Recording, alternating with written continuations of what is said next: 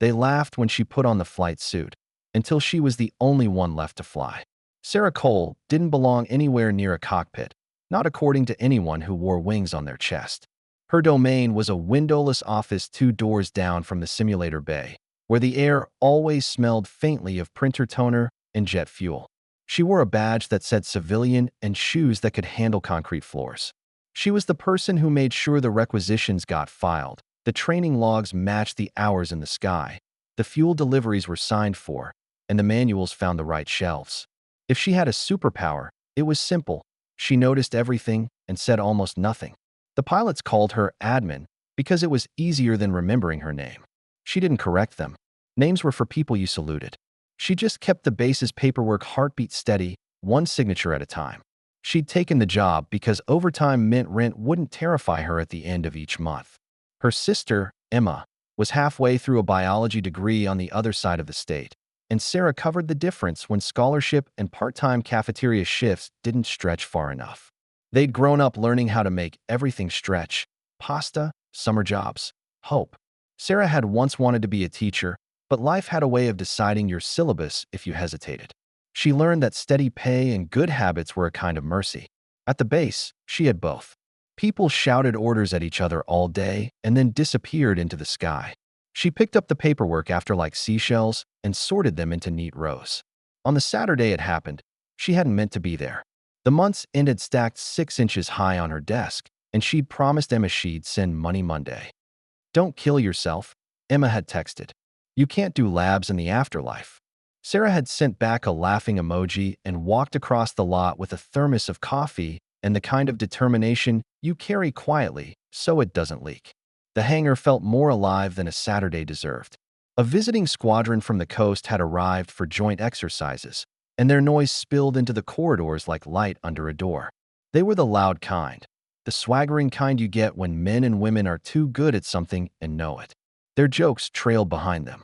Sarah kept her head down, clutching a folder of partially signed fuel authorizations like a shield.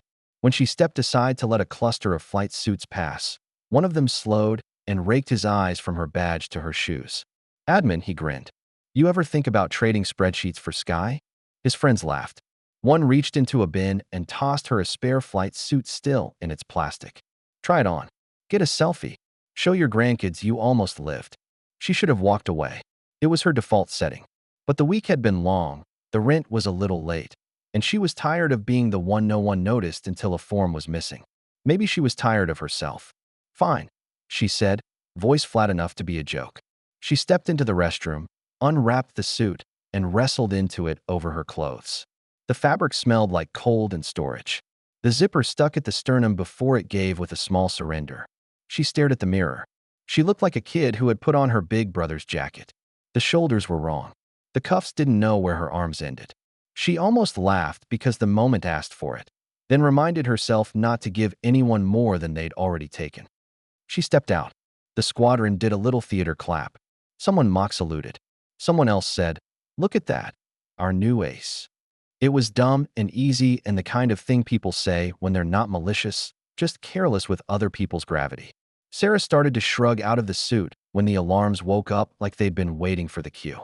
The first blast of the siren froze everyone for a breath. Red strobes began chopping the hangar's edges into a nightmare stutter. A voice over the PA said, "Hangar 2, evacuate immediately. Repeat, Hangar 2, evacuate, containment breach."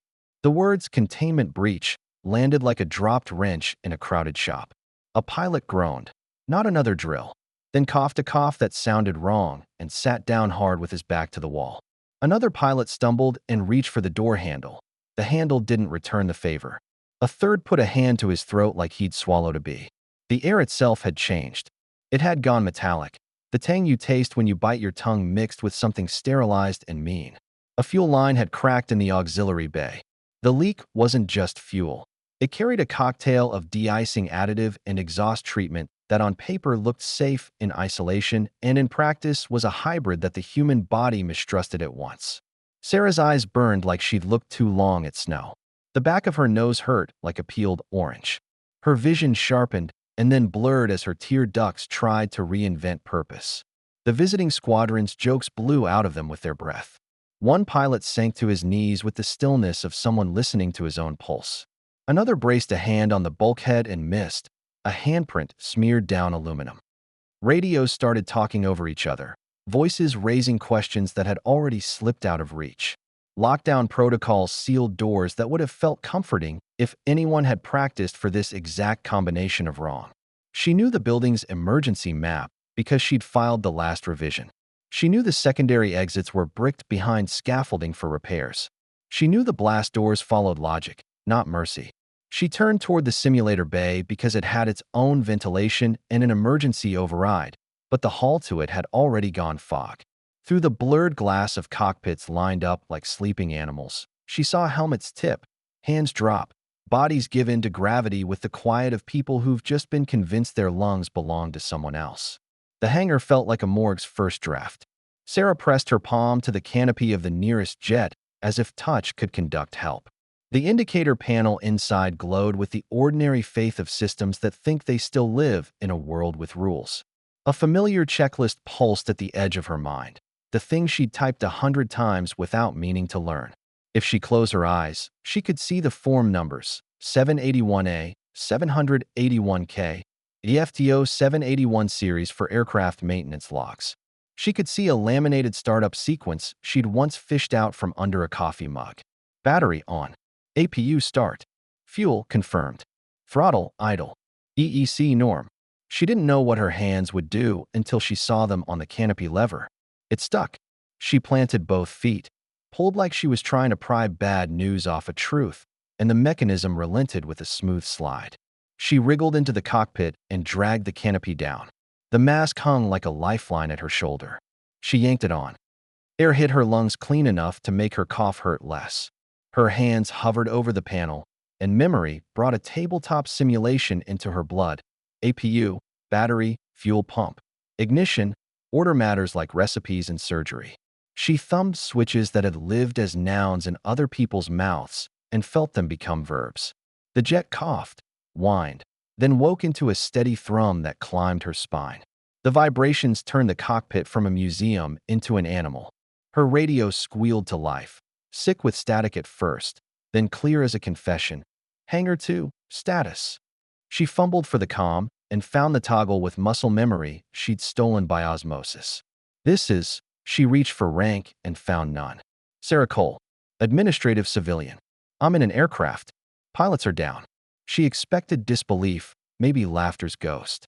What she got was a silence you only hear when men who think they know the world rearrange a map in their heads.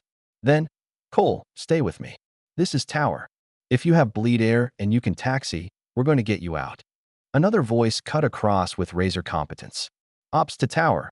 Hangar suppression failing. If we don't move those birds, we cook the lot. Sarah's hands found the throttle and moved it like it might bite, gentle and persuasive. The jet responded with a shudder and a roll. The hangar doors were still shut, but a red light over them shifted to amber and then to green that looked like a miracle. Sirens insisted, then bullied themselves into the background, replaced by the sound of her own breath inside the mask.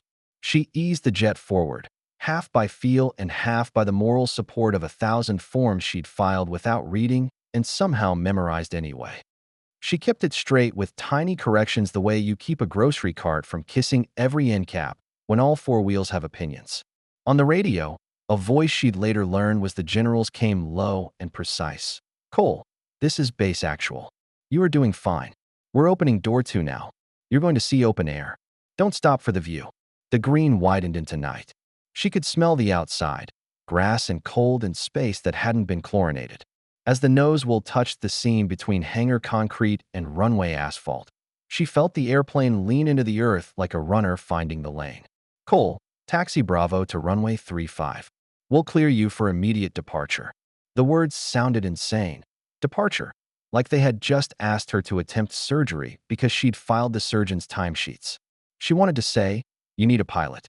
She was the only one left conscious. She rolled to the painted numbers that meant somebody had measured the world to fit this exact leap. She lined up by faith and geometry. She advanced the throttle farther than fear thought wise. The jet's complaint turned into a scream that felt triumphant and murderous at once. She pressed back into the seat. The runway delivered itself at speed. When the numbers reached the glass, she did the strangest thing. She listened to a man she'd never met counting in her ear. "Rotate, now." She pulled. Earth let her go.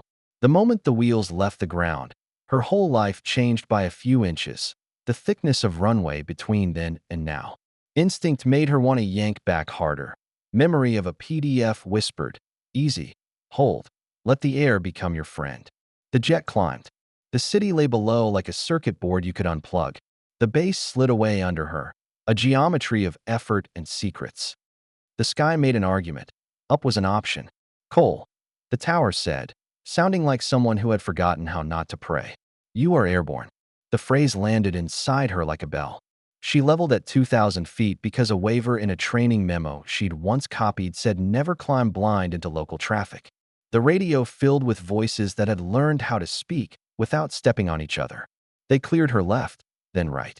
They vectored her to a holding pattern that didn't feel like a pattern at all, just circles you do while the people on the ground decide if the world is still worth going back to. She wanted to stay. In the air, the chemical demon had no power. On the ground, men and women fell asleep in the wrong way. "Tower, Cole. Confirm other aircraft." A pause. A throat cleared. "Cole, you're the only one up." She pressed her lips together hard enough to change the taste of the mask. She pictured each jet in the hangar like a closed eye. If the suppression failed, they'd go up in a series of second suns. The fuel farm. The phrase was absurdly friendly for something that could erase you, sat too close by design. If one blew, the rest would want to imitate. "Cole," the general's voice again, steady as a metronome. "We are going to do something ugly. I need you to stay with me." She found a yes inside her that didn't sound like her and said it. "Yes, sir. We're going to bring you down. You're going to hot switch that oxygen line, and we're going to strap a pilot who's got enough fight left to taxi Bird 2 out. We'll do it again until we've got as many as we can living outside. You'll fly. He'll roll. We'll turn both of you into a conveyor belt." It was stupid and brilliant, a plan you make when you're out of plans and still responsible. "Understood," she said, and the word tasted like someone else's training. She flew a rectangle so they could clear the runway of debris and conscience. She felt for trim like a woman who had spent years smoothing everything else around her. The sky steadied. She talked to herself like she talked to Emma when Emma wanted to quit. "Breathe. Don't read ahead. Do the next right line." She brought the jet back to Earth like she was learning how to land a sentence. The wheels kissed, then skittered, then decided friction wasn't a sin. "Cole, brake gently. Let me do the yelling." Lights and people bloomed along the runway like flowers in a time lapse. She taxied to a spot marked by 2 cones and the choreography of a dozen desperate professionals. The canopy latch resisted her again, not out of malice, but because metal has its own version of fear. It opened. Air got worse instantly. Hands reached in, gloved, competent.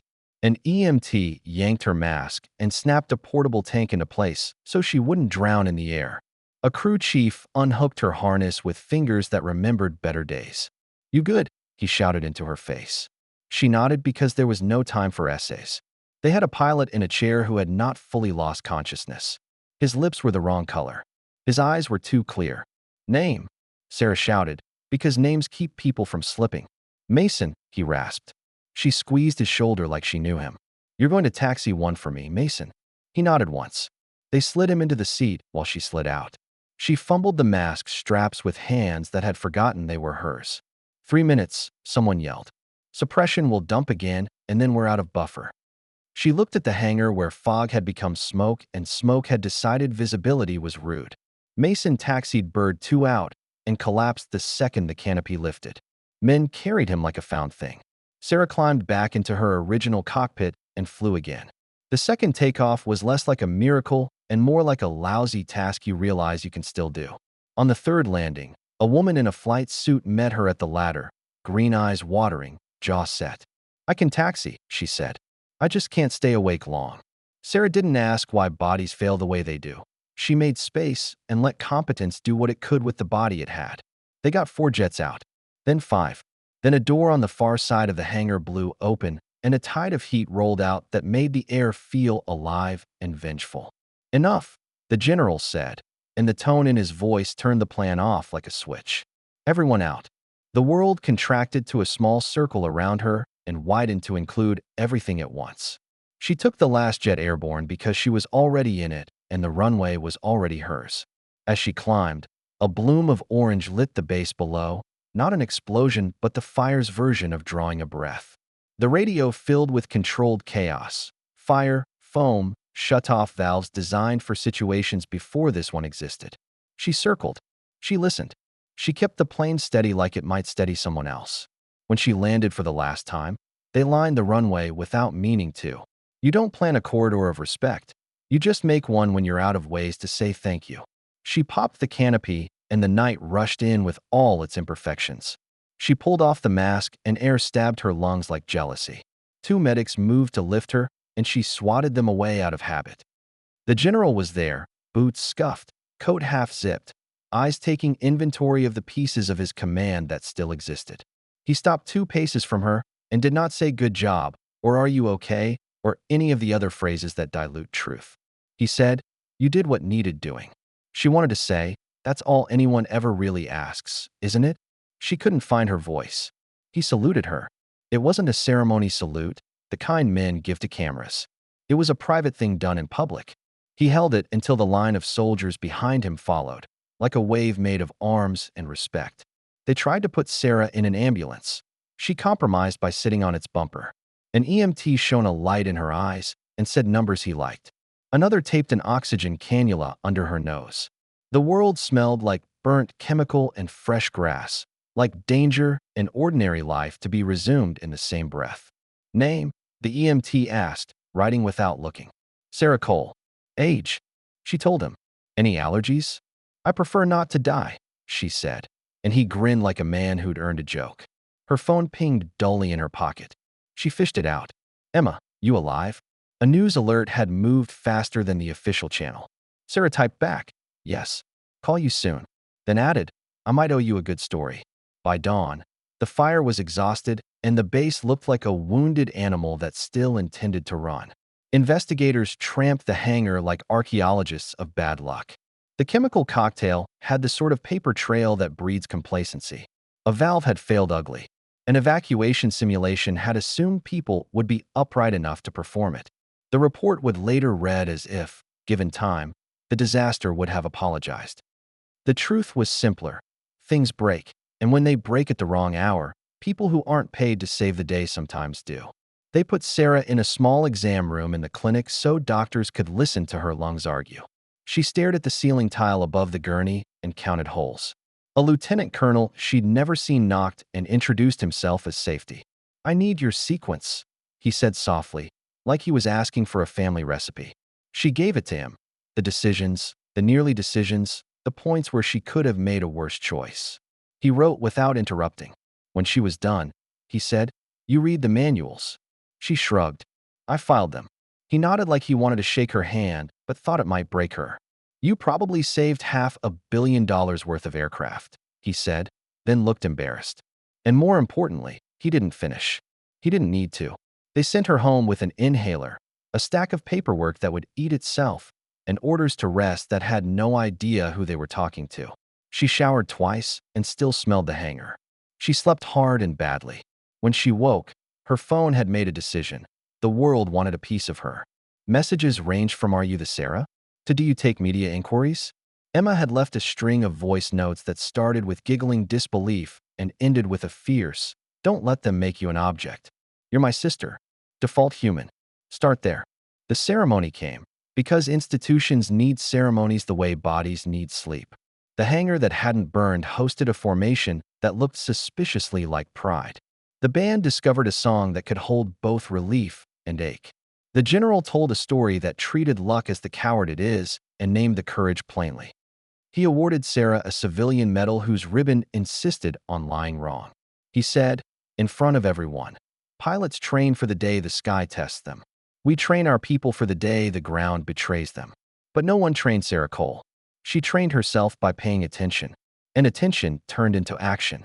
When he saluted her again, she returned it, not because she'd earned the right by some rulebook, but because in that moment it felt like the least complicated way to say yes back. She spotted Mason in the crowd, pale but upright, eyes clear like new glass.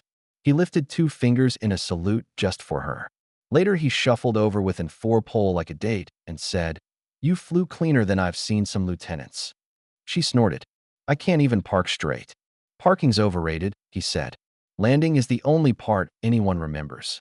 After the ceremony, the base settled into its new story like a boot into an old print. People who had walked past her without seeing her now said her full name. A captain from logistics asked her to look at a flowchart because your brain makes quiet sense. The sim instructor offered, with the dryness of a man hiding gratitude under boredom, "If you ever want actual stick time, there's a civilian syllabus." I could use someone who reads the manual without yawning. She didn't say yes. She didn't say no. She sounded like herself when she said, "I'll think about it," and meant it. Weeks tugged by. The hangar wore new filters and a penitent gleam. The investigation wrote its monograph in long words and short blame. Safety briefings got longer, then shorter, then better. Sarah kept doing the job, form numbers, signatures, that polite war against entropy. The difference was small but tectonic. When she walked into a room, people made space like they'd remembered she was solid. The visiting squadron returned to the coast. One of them, the grinner who'd tossed her the suit, sent a note tucked inside a folded patch. "You made me shut up." Not many people can. Respect. She put the patch in a drawer with her lease and the leftover metal ribbon, because drawers are where trophies go when you're busy. At home, Emma wouldn't stop. "You flew a jet, Sarah." "Briefly," Sarah said. "That counts," Emma said. "So does breathing. I like that you keep doing both." They ate cheap takeout and watched a news segment that made the whole thing look tidy. The anchor said words like hero with the earnestness of someone who would never need to test the word. Sarah changed the channel to a cooking show where a woman built a perfect omelet and said, smiling, "The trick is to keep moving." At night, sometimes, Sarah woke to the phantom of acceleration tightening her chest in a way fear never had. She would lie in the dark and replay the sound of the engine spooling like a promise and the moment the world let her go. She didn't miss it. That would be too romantic. But she carried it, like a scar you're not ashamed of, just aware. When she walked past the simulator bay now, the instructors nodded like colleagues. Once, when the place was empty, she put her hand on the door and didn't go in. Not out of fear, out of respect for the fact that some doors don't need to be walked through more than once to change you. The general kept his distance the way senior people do when they're busy and allergic to cults of personality. But every so often he would cross the hangar with a purpose that had nothing to do with planes and everything to do with memory.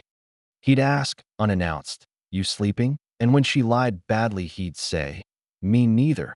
And they would share a silence like a ration. One morning, he told her about his first engine failure, a sputter over a desert that rearranged him. "I didn't think," he said. "I just let training have the wheel." "You didn't have training. You had attention. That's rarer." She shrugged because compliments are heavier than medals. Months later, a letter arrived with a shaky return address. Inside was a photograph, out of focus, for people at a backyard grill, one of them wearing a squadron t-shirt, a toddler on his hip. On the back, "You don't know us. We don't know you. My brother was in hangar too. You got him out. We keep waiting to send this until the thank you feels big enough. It never will. Thank you." She put the photo next to the patch in the drawer and decided the drawer was now a museum. People asked her what she felt up there. She learned to answer honestly without giving away the parts that were hers alone.